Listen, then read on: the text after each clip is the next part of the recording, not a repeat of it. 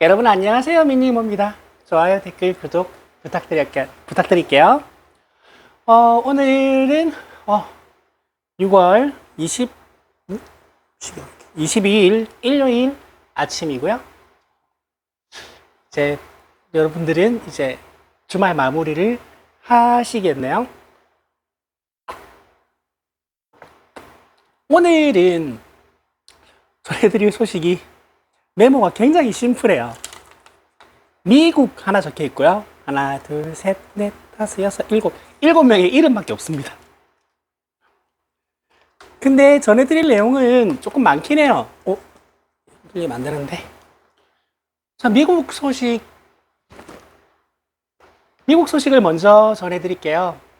뭐가 있냐면, 지금 이란이 미국한테 객이 있는 것 같은데, 이란은 굉장히 이걸 판단을 잘해야 될 필요가 있어요.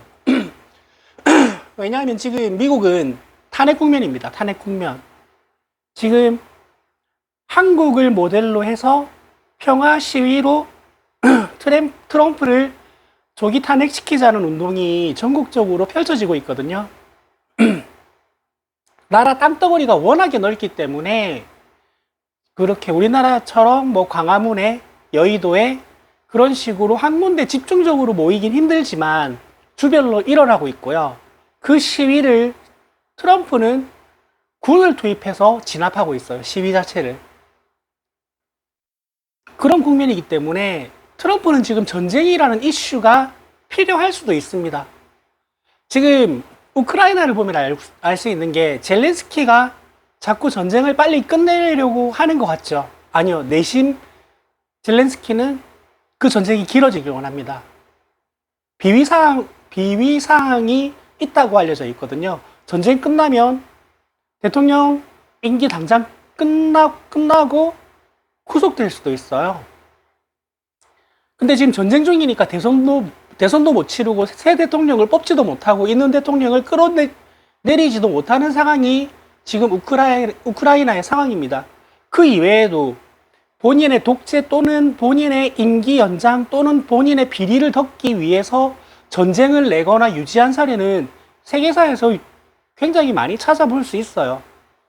그래서 지금 트럼프는 여차하면 이 전쟁에 직접 뛰어들 수도 있는 상황이거든요. 그래서 이거는 좀 지켜볼 필요가 있을 것 같습니다. 트럼프는 2주의 기한을 이란에게 준다라고 발표했는데 2주 안에 이란의 입장이 변하지 않으면 이 전쟁 진짜 이스라엘-이란 전쟁 커질 수도 있어요. 자, 그 다음에 이제 민주당 소식입니다. 고민이 조금 깊어졌어요. 행복한 고민인데 자, 8월 2일에 전당대회가 예고되어 있습니다. 당대표는 아마, 2파전이 될 것 같아요. 근데 두 분 다 너무 잘하실 것 같아가지고 두 분 중에 어느 분을, 저도 당원이기 때문에 어느 분을 찍을지 굉장히 고민이 커집니다. 그 두 분은 바로 이제 정청래 의원, 박찬대 의원 두 분이세요. 한 분은 법사위원장 역사상 가장 법사위 운영을 잘한 법사위원장으로 남은 분이고, 또 한 분은 22대 국회 초대 원내대표를 맡으면서 그 그러니까 국회의원들을 너무 잘 끌고 가신 분이에요. 그래서 누가 돼도 상관없을 것 같아요. 그리고 누가 돼도 행복할 것 같습니다. 문제는 내가 누구를 찍을지, 내 한 표가 어디로 갈지가 고민이 된다는 거예요. 여튼 누가 되셔도 거의 최측근에서 대통령님을 보좌하셨던 분들이기 때문에 행복한 고민입니다. 8월 2일까지 천천히 한번 생각해 볼게요. 자, 그 다음 소식은 김민석 국무총리 내정자에 대한 건데요. 이것 때문에 지금 굉장히 화를 많이 내는 분들도 많고, 유튜브 채널도 이거 가지고 엄청 화를 내는 채널이 많던데, 뭐냐면 국민의힘에서 이미 사실관계를 서류로 소명한 거를 마치 소명이 안 된 것처럼 계속 공격하면서 대통령이 결단을 내리든지 김민석이 스스로 사퇴하든지 둘 중 하나 하라고 계속 압박하고 있어요. 서류 공개를 해도 똑같은 말을 반복하고 있습니다. 앵무새처럼. 이게 이유가 저는 눈에 뻔히 보입니다. 왜 뻔히 보이냐면요. 이거 청문회 열리면 그거 전부 다 소명될 겁니다. 전부 다 근거 자료를 가지고 소명이 될 거기 때문에 청문회를 열기 전에 깽판을 치고 싶은 겁니다. 청문회 열리면 큰일 날 것처럼 지금 그렇게 언론의 대응을 하고 있는 거기 때문에, 뭐 다른 특히 뭐 스픽스 같은 경우는 다들 열불을 내던데 그럴 필요 없어요. 저는 뭐 김용태가 나와서 뭐라 그러든 또 뭐 누가 또 뭐라 그러더라, 하여튼 뭐 몇 명이 나와가지고 뭐 멍멍멍멍 짖던데 제 반응은 아 그러세요? 아 그러시구나. 네 알겠습니다. 저는 딱 이 정도 반응입니다. 말씀드렸지만 타격감이 없어요. 이게 소명 자료가 명확한 의혹들이기 때문에 아무 의미가 없어 보여요. 그 공격들이. 그걸 가지고 굳이 그렇게까지 화를 낼 일인가. 그리고 주진우 의원도 그거 가지고 엄청 떠들어대던데. 그리고 또 뭐야, 또 누구야, 하여튼 기타 등등 해가지고 아주 그냥 발악들을 하던데, 주진우 의원은 발악을 하는 이유가 저는 눈에 보입니다. 네, 최혜병 특검이 시작되면요, 주진우 의원은 거기서 자유롭지 못합니다. 박정훈 대령 그 수사 무마 시도에 왔다 갔다 한 통화 목록에 분명히 대통령실의 주진우 법률 비서관 번호도 포함되어 있습니다. 그러니까 최혜병 사건을 무마하는 외압을 행사하는데 주진우가 연루되어 있을 가능성이 큽니다. 그래서 최혜병 특검이 본격적으로 돌아가기 시작하면 주진우 의원은 그걸 피하기 힘들 거예요. 그리고 김영현 뭐 보석 신청하라고 지기현이 했다가 김영현이 안 한다고 개기고 제 날짜에 석방되고 어쩌고저쩌고 할 때 저는 코웃음 쳤거든요. 그거 보고 저는 스트레스 안 받았어요. 왜? 그렇게 될 리가 없으니까. 역시나 내란 특검에서 김영현을 구속시켰습니다. 못 풀려나요? 그 뒤에 이제 차례차례 석방이 구속수사가 끝나고 석방이 예고되어 있던 사령관들 줄줄이 재구속이 예고되어 있습니다. 그리고 지기현 판사도 저는 딱히 뭐 재판을 어떻게 개판으로 하든 뭐 재판을 엎으려고 하든 뭔 개소리를 하든 해도 다 들어주든 전혀 신경 쓰지 않습니다. 왜 그러냐면요, 제가 인상 비평을 이제 남의 말을 전할 수밖에 없는 게 내가 아는 분들이 아니어서 그랬거든요. 근데 내란 특검을 맡은 조은석 이제 전직 검사의 인물평을 들어보면 지기현도 얼마 안 남았습니다. 그렇게까지 노골적으로 봐준다라는 거는 이 내란을 무마하는데 적극적으로 협조하고 있다는 거거든요. 그러면 조은석 특검이 가만히 놔둘 리가 없을 것 같아요.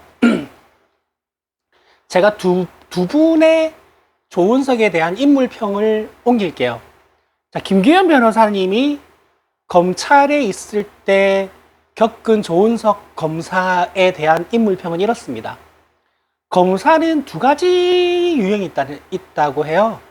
그러니까 외과 수술식으로 딱 필요한 부분만 살짝 도려내고 이제 수사를 해서 기소해서 이제 재판으로 넘기는 검사가 있고요. 융단 폭격식으로 초토화시키는 사람이 있답니다. 조은석은요, 초토화시킨답니다. 관련자들 싹 다 잡아들여가지고 완전히 그냥 그 사건에 연루된 거의 모든 인물들을 초토화시키는데 능한 그런 타입의 검사라고 합니다. 또 한 분의 이제 조은석에 대한 인문평을 전해드리면요. 노영희 변호사님입니다. 노영희 변호사님이 조은석에 대한 평가를 어떻게 하셨냐면, 조은석이 이 건에서 무죄가 나온 게 단 한 건도 없답니다. 그만큼 수사의 실력이 대단하다고 합니다. 그러니까 실력이 있는데 초토화시키는데, 그 초토화되는데 그 지귀현이 무사할까요? 조희대가 무사할까요? 그러니까 저는 뭐 어떤 대통령님 관련 또는 내란 관련 또는 김건희 관련 뭐 이런 안 좋은 뉴스가 나오면 그러려니 해요. 국민의힘 의원들 개소리 하잖아요. 그러려니 해요. 잘한다, 잘한다, 잘한다. 저는 딱 그 느낌입니다. 어쩌라고 그래서. 그렇기 때문에 여러분도 뭐 김용현이 뭐 며칠 날 뭐 석방된다던데 이거 어떻게 해야 되나 스트레스 받지 마시고요. 지기현이 내란범들 재판 다 하고 있는데 그 재판 다 망치고 있다는데 거의 뭐 봐주기식 재판하고 있고 재판 이거 그것도 개판으로 한다던데 어떻게 해야 되나 뭐 룸사롱 가서 접대도 받았다는데 이거 뭐 재판 잘못되는 거 아닌가 신경 쓰지 마세요. 그거 어차피 특검으로 바로 넘어갑니다. 내란 특검 규모가 검사 60명이에요. 다 갖추는데 시간이 걸립니다. 시간이 걸리지만 이번에는 특검은 20일 동안 특검을 구성하고 20일이 지나야 수사를 시작하는 게 아니고요. 20일 이내에 구성하고 그리고 수사는 바로 시작할 수 있도록 특검법이 만들어져 있기 때문에 그래서 김용현 바로 구속시켰잖아요. 구속 연장한다잖아요. 그러니까 내란범들 풀려날 일 없고 윤석열 곧 잡혀갈 거고요. 김건희 곧 잡혀갈 겁니다. 너무 스트레스 받지 마세요. 그냥 주진우 의원 나와가지고 막 짖잖아요. 그래? 그랬어? 그렇구나 하고 넘어가면 돼요. 그리고 민주당 의원님들도 이제는 달라졌습니다. 과거 민주당은요, 그런 공격이 들어오면 그 공격에 대한 방어에 이제 전력을 집중했거든요. 드디어 민주당도 강해졌습니다. 역공을 펼칩니다. 주진우 의원이 김민석 총리 내정자의 재산 증식하고 뭐 아들 유학 간거하고 어쩌고 저쩌고 해서 그 돈이 어디서 났냐, 그 돈을 어떻게 썼냐, 어디다 썼냐, 뭐 돈이 그거밖에 없는데 아들 유학은 어떻게 보냈냐, 기타 등등인데 그거 다 소명했어요. 다 소명했는데 거꾸로 주진우 의원 재산이 70억이에요. 그리고 얼마 전에 주진우 의원 아들이 만 20세가 됐는데 할아버지로부터 7억 몇천만 원이었더라? 7억 4천이었나? 7억 8천을 증여받았다고 합니다. 근데 증여세를 냈냐고 물어보니까 냈대요.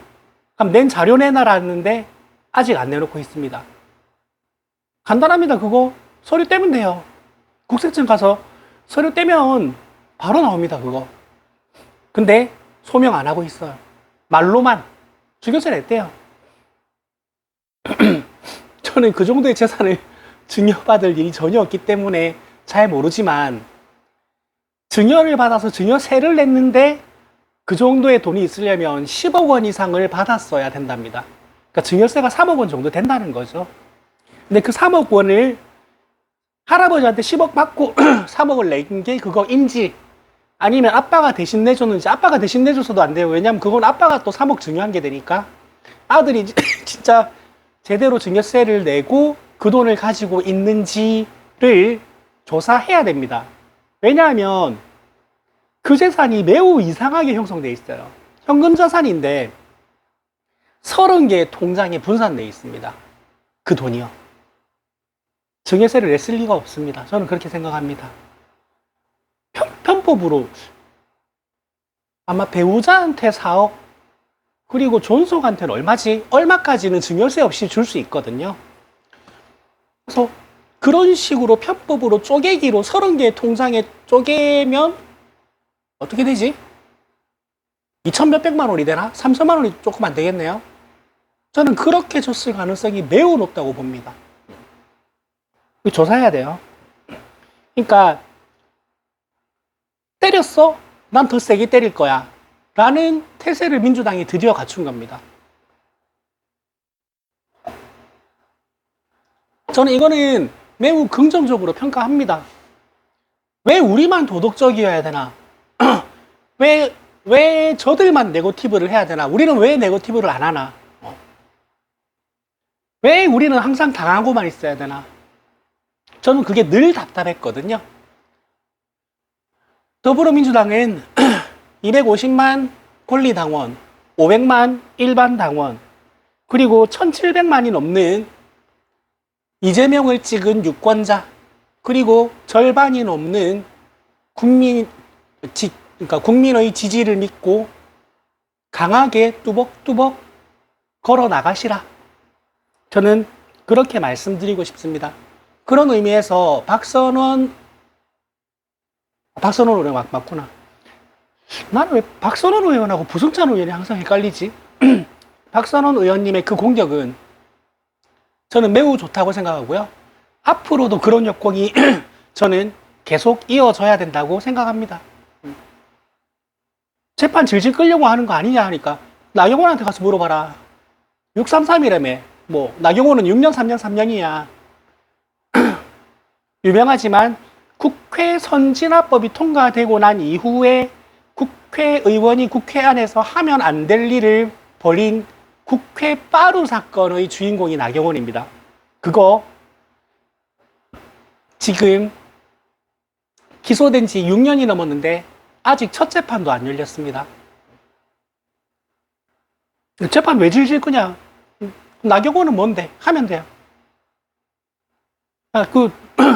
김민석 의원, 내정자 재산이 2억이라고 신고돼 있는데 아들 유학비 2억 5천만 원 그거 어떻게 감당했냐? 그거 전처가 보냈다. 내가 안 보냈다.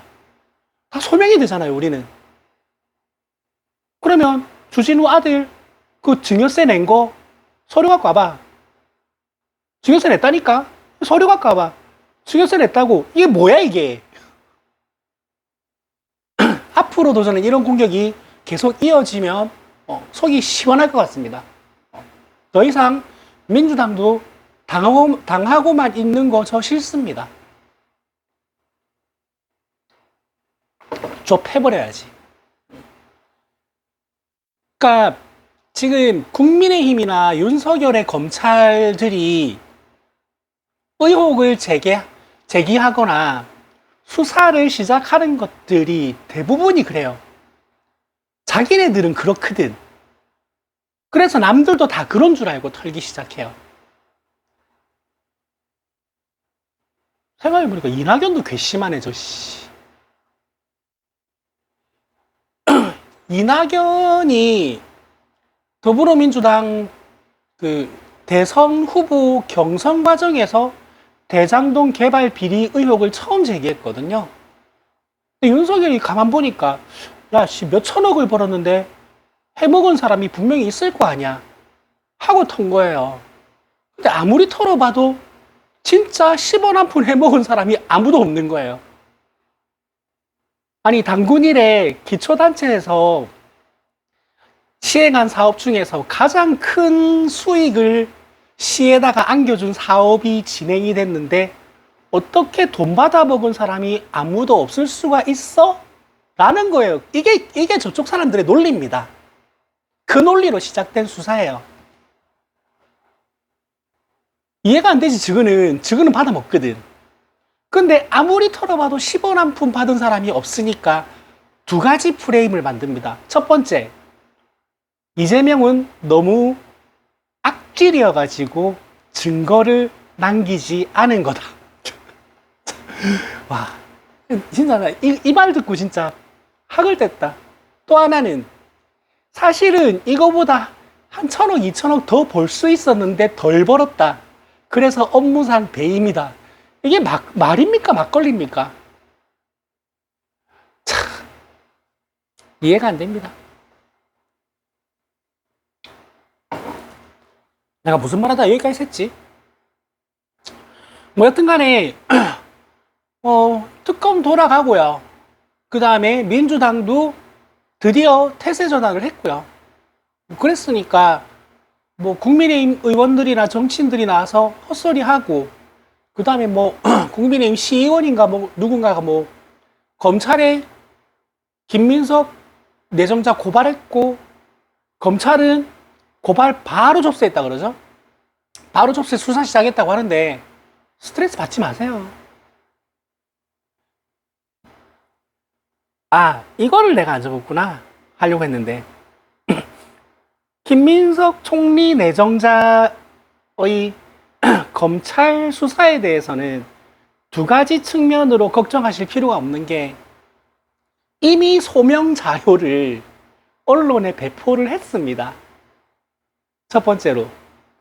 자, 그러면 야, 검찰들 원래 별건까지 다 털어가지고 검사 150명 동원해가지고 이재명 지금 재판 5개 만들었잖아. 김민석 총리도 그렇게 되면 어떡하냐. 여러분, 그 걱정은 진짜 안 하셔도 돼요. 제가 이제 임은정 검사님 이야기를 하려고 했는데 이거 안 적었네요. 이어서 할게요. 저는 특검이 추천됐을 때 저는 그 명단에 임은정 검사님이 무조건 있을 줄 알았습니다. 저관여층들은 임은정 검사님이 어떤 분인지 모르실 건데 윤석열에게 끊임없이 들이받았던 검사입니다. 끊임없이 들이받았던 검사인데 그러면 미웠을 거 아니에요. 좌천은 시킬 수 있지. 좌천 되셨어요.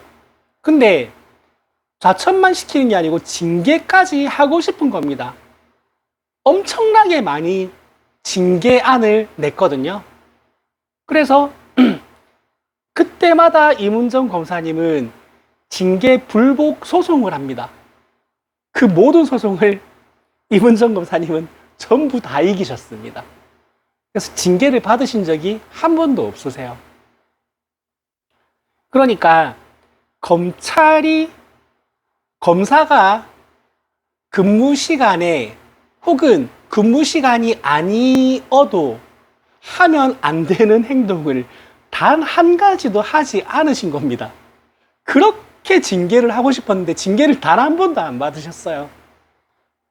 그래서 정치 고관여층들은 마지막 검찰총장 및 첫 번째 기소청장이 돼달라는 댓글을 굉장히 많이 다셨어요. 저도 그렇게 생각했거든요. 근데 그게 일이 조금 더 커질 것 같습니다. 왜냐하면 지금 국가정책위원회에 임은정 검사님이 그 사법부 분과 쪽에 첫 번째에 이름을 올리고 계세요. 저거는 지금 대선이 정상적으로 치루어진 게 아니고 당선 즉시 대통령직을 수행해야 되는 상황이어서 대통령 인수위원회가 없이 시작된 정부입니다. 지금 정부가. 그러면 인수위원회의 성격을 띠는 이제 이런 단체를 구성을 한 건데 그러면 인수위원회에서 어떤 분과의 첫 번째에 이름을 올린다는 거는 장관급 이상의 인사에 발령이 된다는 거거든요. 저는 특검 명단, 추천 명단에 임은정 검사님이 없는 걸 굉장히 이상하게 생각했는데 그거 보고 바로 느낌이 딱 왔습니다. 아, 법무부 장관이구나. 더 큰 그림이 있었구나. 그러면서 또 생각난 게 뭐냐면 얼마 전에 국회에서 통과된 법안이 하나 있습니다. 뭐냐면 검사를 징계할 수 있는 거는 검찰총장까지입니다. 그 이외에 다른 사람들은 검찰을 징계를 할 수가 없어요. 그래서 검찰의 내 식구 감싸기가 과도하다라는 비판을 항상 받아왔는데 검사를 징계할 수 있는 권한을 법무부 장관에게도 주는 법안이 통과됐습니다. 지금 법무부 장관이 검사를 징계할 수 있어요. 그 자리에 이문정 검사가 가는 겁니다. 그러니까 그 총리 내정자님 검찰에 고발된 거 신경 쓰지 마세요. 전혀 신경 안 쓰셔도 됩니다. 바로 빛의 속도로 기소했다더라. 그러셨어요? 고생하세요. 하고 넘어가면 됩니다. 근데 저도 이제 제가 들어가 있는 여러 개의 단톡방 중에서 이제 천 몇백 명이 있는 단톡방이 이제 이재명을 지지하면서 이 내란 심판에 대해서 주목하고 있는 단톡방이 있는데 거기 있는 분들도 이번 고발 사건에 대해서 엄청나게 분노하고 계시더라고요. 그래서 그분들한테도 그랬어요. 그 화낼 일 아니다. 아이고 그러시구나. 네네 알겠습니다 하고 넘어가시라고. 왜냐하면 곧 있으면 이문정 검사님 법무부 장관 되실 거라고.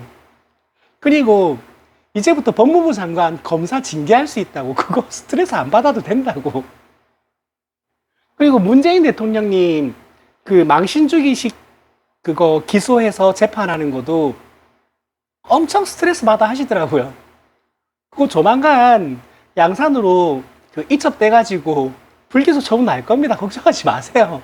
그런 걸 가지고 스트레스를 받고 그래. 그러니까 검찰들 저는 이렇게 봐요. 내가 심우정이라면 어떨까?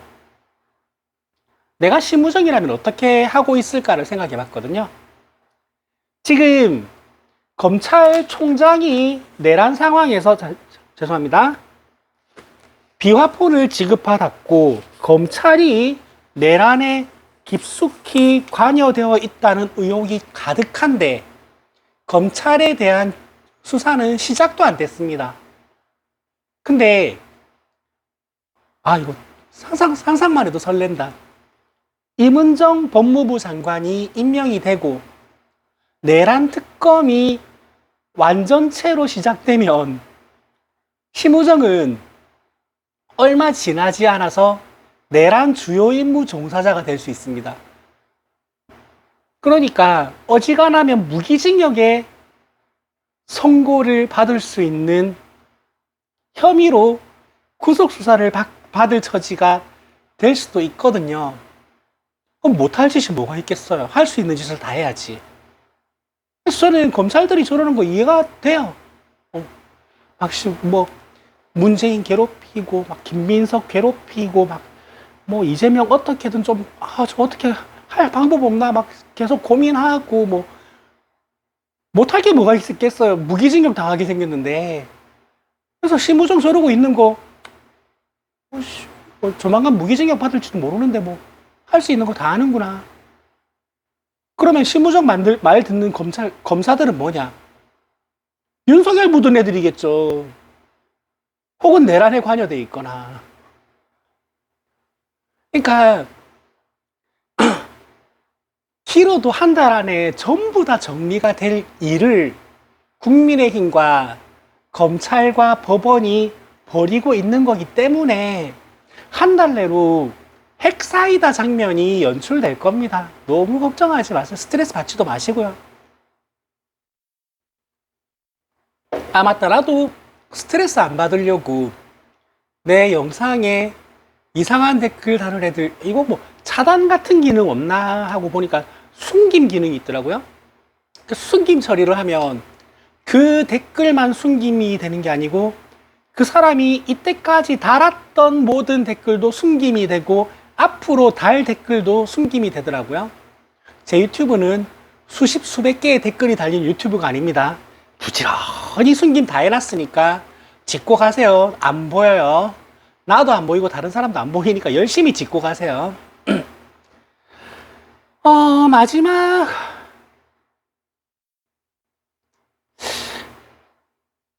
마지막으로 전해드리려고 준비했던 게,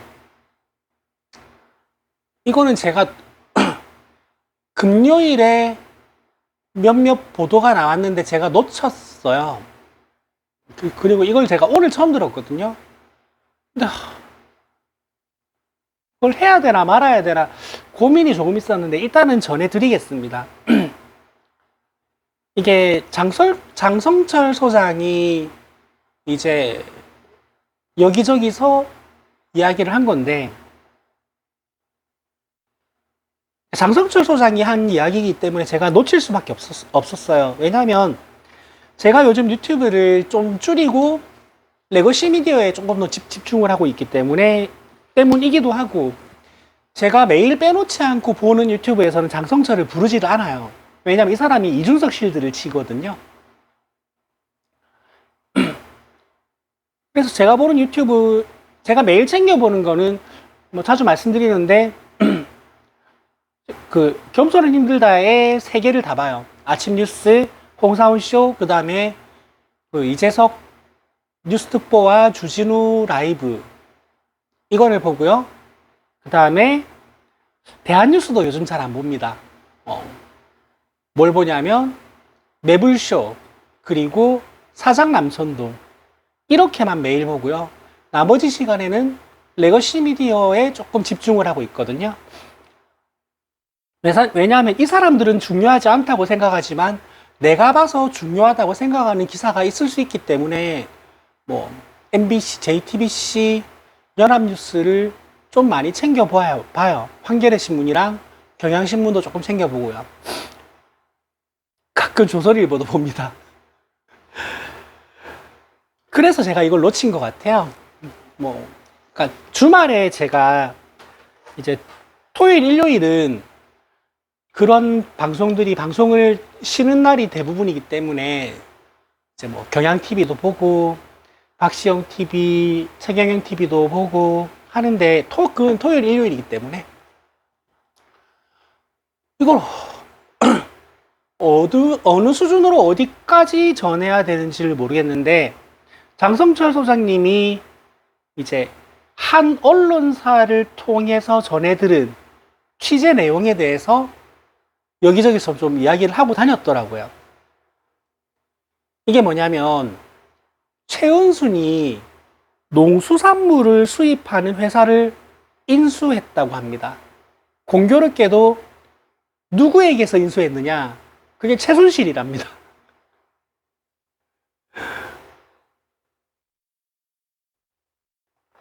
오랜만에 듣는 반가운 이름이죠. 최순실. 사실 요즘 최순실한테 조금 미안하긴 한데, 지금 김건희, 윤석열을 보면 우리가 최순실한테 그렇게까지 했어야 되나 하는 생각이 들어가지고요. 여튼 나는 이재명 대통령님이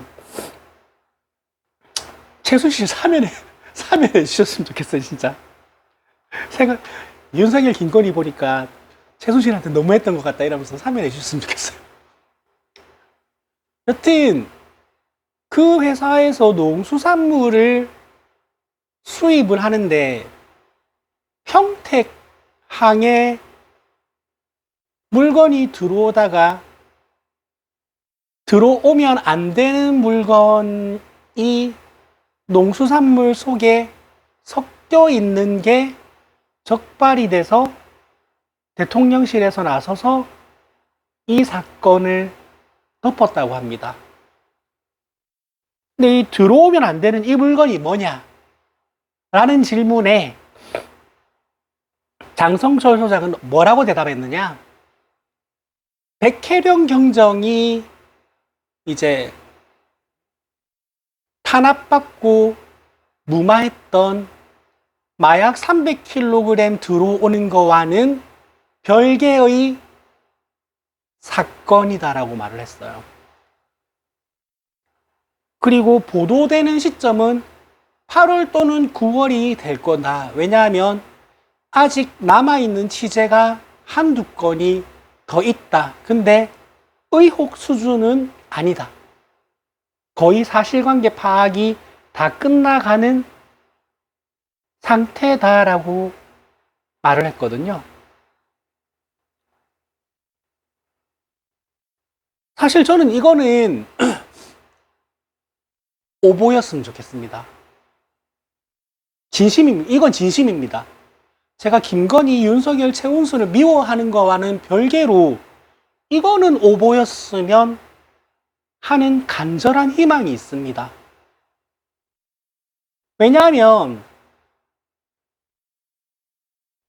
윤석열이 마약과의 전쟁을 선포하고 그 마약과의 전쟁을 한동훈이 진두지휘했는데 그 와중에 300kg의 마약이 대한민국으로 밀반입되는 거를 검찰과 관세청이 발벗고 나서서 도와주고 덮어줬다? 저는 이것도 매우 처참하게 생각을 하거든요. 이거는 아마 김건희 특검에서 밝혀질 겁니다. 그 김건희 특검에 이 항목이 있어요. 저는 이것도 사실은 김건희가 연루되어 있다기보다는 이 사건에도 그 김건희가 주가 조작을 했던 주포 블랙펄 인베스트먼트의 이종호가 연루되어 있기 때문에 이종호가 뭔 짓 하다가 걸려가지고 이 김건희한테 손을 뻗었다라고 믿고 싶거든요. 근데 장성철 소장이 이번에 이야기한 거는 지금 그 수준이 아니잖아요. 대통령의 장모가 영부인의 엄마가 그걸 저는 이거는 진짜 안 믿고 싶습니다. 이거는 수천, 수만, 수십만을 죽이고 내가 독재를 하려고 친위 쿠데타 내란을 일으켰다라는 것도 초라해 보일 만큼 처참한 사건이거든요. 만약에 이게 맞다면. 모르겠습니다. 뭐 8, 9월이면 이제 뭐 한 2달여 남았으니까 저는 이거는 정말 사실이 아니길 바랍니다.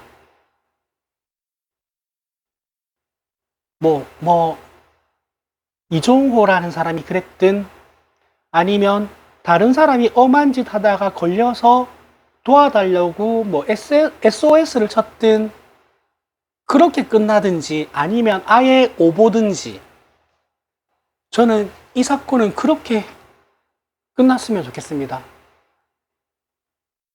이 수준이 너무 처참하잖아요.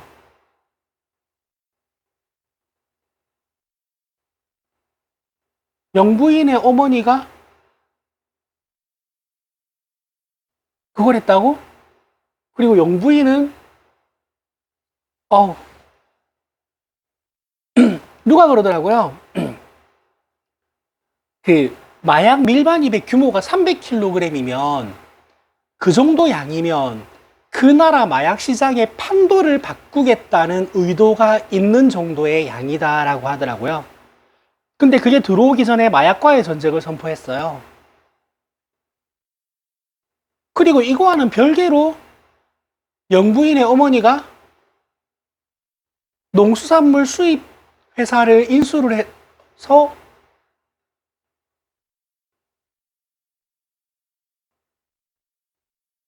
이거는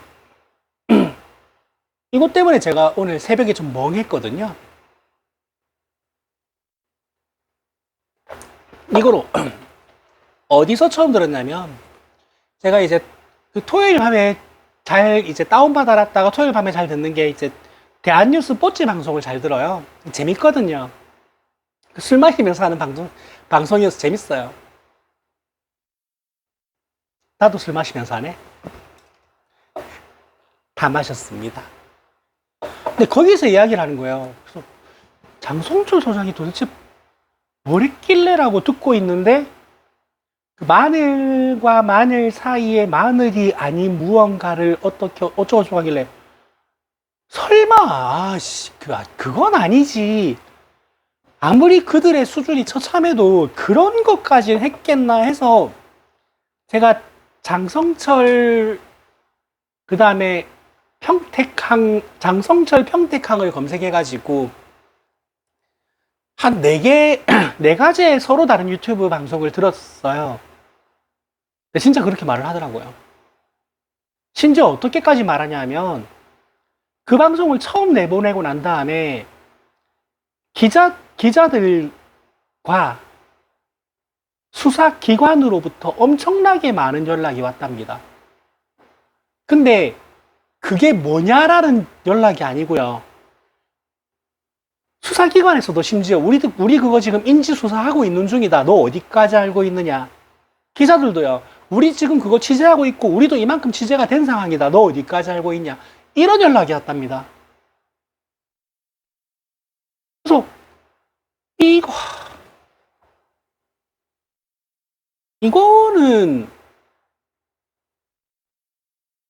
이거는 모르겠습니다. 저는 이거를 아무리 내가 저쪽 땅을 싫어하고 저 부부를 예전에 제가 이제 그렇게 하면 안 되는 건 알지만 마음은 판결을 광화문에 묶어놓고 국민들이 알아서 하게 하는 판결 같은 거 있으면 안 되나라고 마음은 그렇다라는 거예요. 그거 그렇게 하면 안 되는 거 저도 알아요. 그리고 절대 그렇게 하면 안 돼요. 그 정도로 나는 저 부부를 미워하지만 아무리 그래도 나는 이런 일을 벌였다라고 상상을 하고 싶지는 않아요. 그런데 장성철 소장도 내가 좋아하는, 오히려 싫어하는 평론가이지만 이런 말을 어디서 조그마한 소스 하나 툭 받아가지고 공개된 자리에서 발언할 만큼 가벼운 사람은 아니에요. 그 정도 되는 사람이 방송에서 그런 말을 했다는 거면요, 거의 사실에 가깝다라는 그 근거가 있다는 겁니다. 이거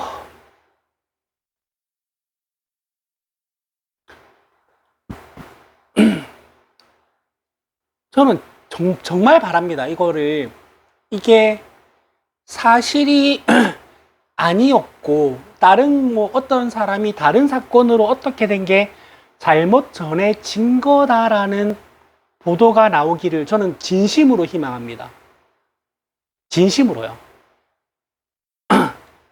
아무리 사람이 미워도, 아무리 어떻게 이런 짓까지 무엇을 상상해도 그 상상을 넘어서는 나쁜 짓을 할 수가 있냐를 3년 내내 보여줬던 사람이긴 하지만, 이거를 영화 대본을 이렇게 만들어도 욕먹어요.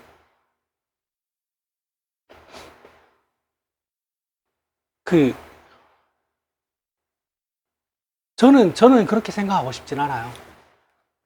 이거는 모르겠습니다. 대한뉴스에는 이걸 웃으면서 방송을 하더라고요. 웃으면서 이 내용을 전하던데 저는 이거 듣고 웃음이 싹 사라졌어요. 이거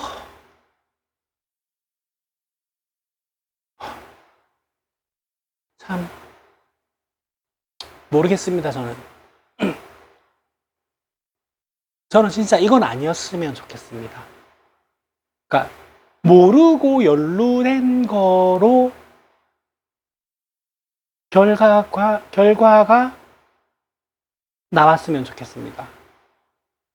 심지어 대한뉴스에서는요, 이 평택항 사건이 발생한 시기까지 조사가 돼야 된다. 왜? 내란을 일으킨 시기와 겹치는지, 알아봐야 되기 때문에 라고까지 대한뉴스에서 말을 했는데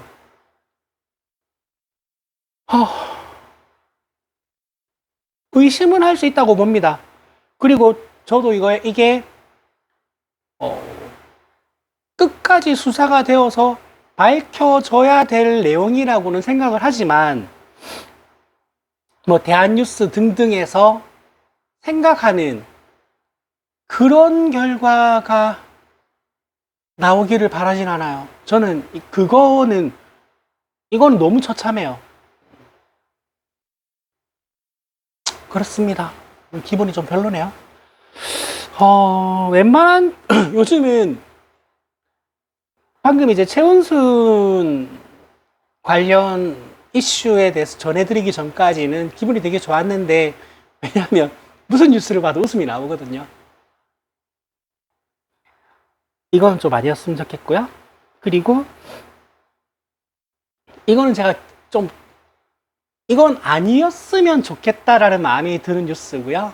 여러분 내란 재판 관련 아니면 뭐 김민석 총리 지명자 청문회 관련 그리고 국민의힘 의원들 뭐 멍멍멍멍 짖는 거 관련 너무 스트레스 받지 마세요. 그냥 하고 지켜보세요.